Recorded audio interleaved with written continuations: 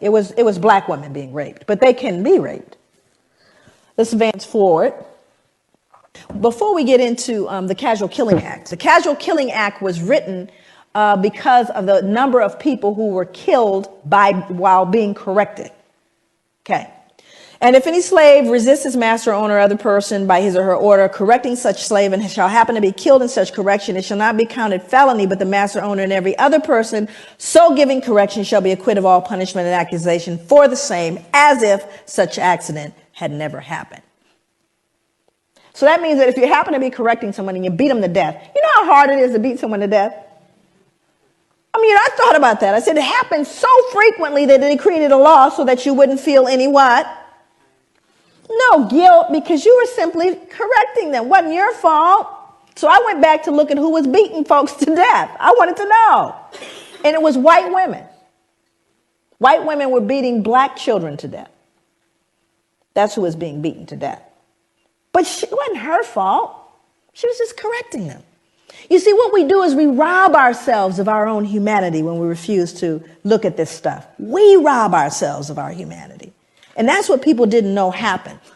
Going forward, one more. Then you had the mental health folks. This is how we got in. We got in to try to fix it. In the early years of the 19th century, a physician named Samuel A. Cartwright argued that two particular forms of mental illness caused by nerve disorders were prevalent among slaves. One was drapetomania, which was diagnosable by a single symptom: the uncontrollable urge to escape from slavery. So now what we've done is we've now pathologized your desire to be free. Must be something wrong with them. Keep trying to free themselves. And again, it would be funny if it weren't in journals. You see, all of this is to remove the cognitive dissonance. Now we have, look at all the people joining in. You got Linnaeus, you got anthropology, you got physicians. All of them saying they deserve it. It's not us. We don't need to adjust anything. And if they just tried harder, how about you people just pull yourselves up from your bootstraps? What's the matter with you? The playing field has been leveled. Well, we're going to see if, in fact, it's been leveled. Or is that conjecture? Move forward. Now, I want you to look at this photo very closely, and I want you to see who's in it. More important than the man hanging, because you got to understand the lynchings that occurred in America happened after slavery, not during.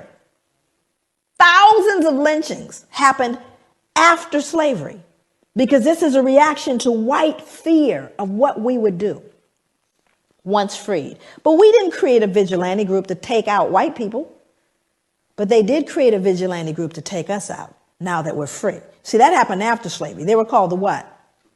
The Ku Klux Klan. They don't wear hoods anymore. They wear suits. But they're alive and well all over the world, even here.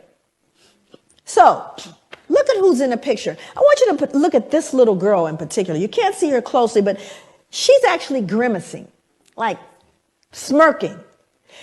Now, remember, let's go back to the puppy concept here.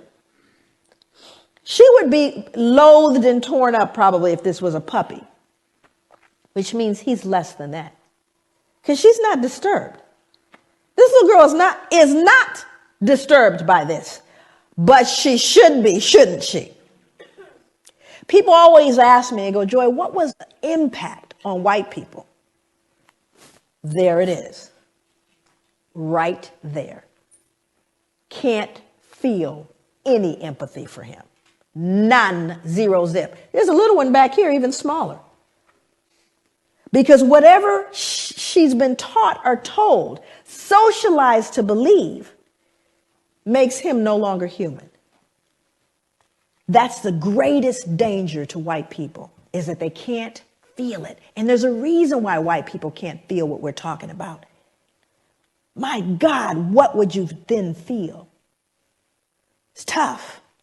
So I've got to believe, oh, it's all over now. It's not my fault. I don't benefit. It's not a big deal. Let's move on. It's not all of those things. But we don't say that to Jewish people. I dare you.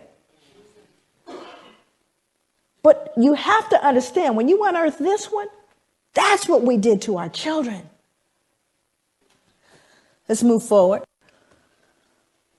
This is a similar photo to the one that is used in Denzel's movie. Now, and again, most important, this is a man that's being burned. Also, I won't read the depiction, but there are newspaper accounts of this. It's written in a book called 100 Years of Lynching by Ginsburg. No pictures, just newspapers that say not only did they burn him, they decapitated him, cut him into pieces, and used parts of his body as things to put on mantles. So people would say, get me a tongue, would you? Or a liver, a little crisp, so I could put it on the mantle. Now, again, I want you to look at the folks. I want you to look at who's here. We're not talking about the toothless, big gut, hooded wonder, are we? We're looking at plain old, common, dressed up folks. They're squeezing, please, I want my picture taken. Are you following me? This is somebody's cousin, uncle, somebody. And the ability to do that, dehumanize this man and rob them of their humanity all at the same time. Okay, it was black women being raped.